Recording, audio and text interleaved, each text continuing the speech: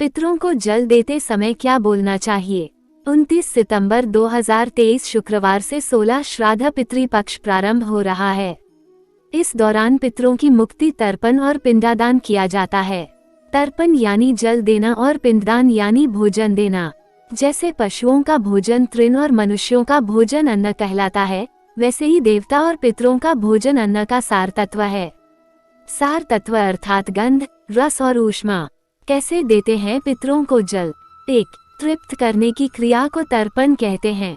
2. पितरों के लिए किए गए मुक्ति कर्म को श्राद्ध तथा तंडुल या तिल मिश्रित जल अर्पित करने की क्रिया को तर्पण कहते हैं।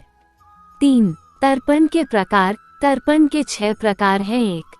देव तर्पण। 2. ऋषि तर्पण। 3. दिव्य मानव तर्पण। 4. दिव्य पितृ तर्पण। 5. यम तर्पण। 6. मनुष्य पितृ तर्पण। सभी के लिए तर्पण करते हैं। जल देते समय क्या बोलते हैं? पितरों को जल देते समय ध्यानपूर्वक कहना चाहिए कि वसु रूप में मेरे पिता या पितृ जल ग्रहण करके तृप्त हों। जल देते समय अपने गोत्र का नाम लें और इसी के साथ गोत्रे अस्मत् पितामह, पितामह का नाम वसुरूपत तृप्यतमिदं तिलोदकं गंगा जलं वा तस्मै स्वधा नमः, तस्मै स्वधा नमः, तस्मै स्वधा नमः। इस मंत्र का उच्चारण करते हुए 3 बार जल दें। तिल और कुशा का महत्व। कुशा को भगवान विष्णु का प्रतीक माना जाता और तिल में भगवान विष्णु का वास होता है।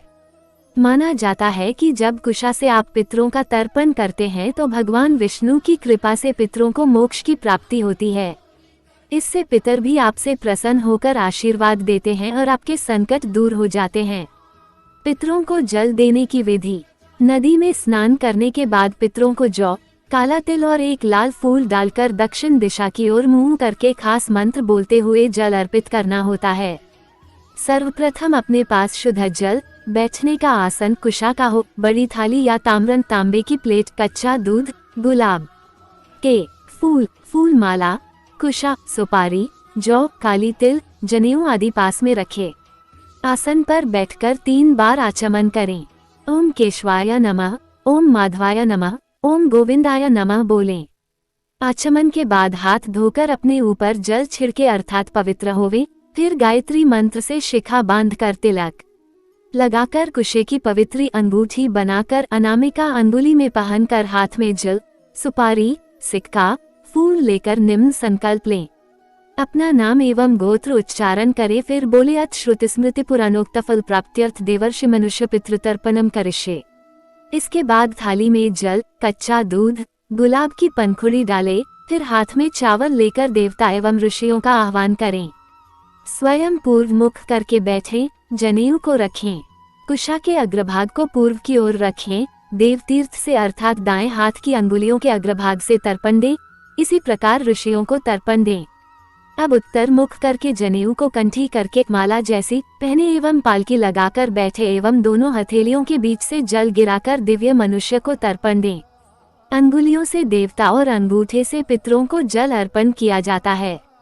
इसके बाद दक्षिण मुख बैठकर जनेऊ को दाहिने कंधे पर रखकर बाएं हाथ के नीचे ले जाए।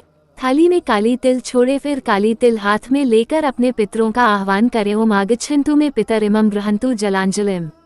फिर पितृ तीर्थ से अर्थात अंगूठे और तर्जनी के मध्य भाग से तर्पण दें।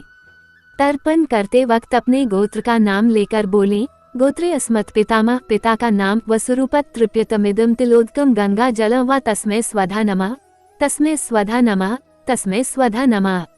इस मंत्र से पितामह और परदादा को भी 3 बार जल दें। इसी प्रकार 3 पीढ़ियों का नाम लेकर जल दें। इस मंत्र को पढ़कर जलांजलि पूर्व दिशा में 16 बार, उत्तर दिशा में 7 बार और दक्षिण दिशा में 14 बार दें। जिनके नाम याद नहीं हो तो रुद्र, विष्णु एवं ब्रह्मा जी का नाम उच्चारण कर लें। भगवान सूर्य को जल चढ़ाए।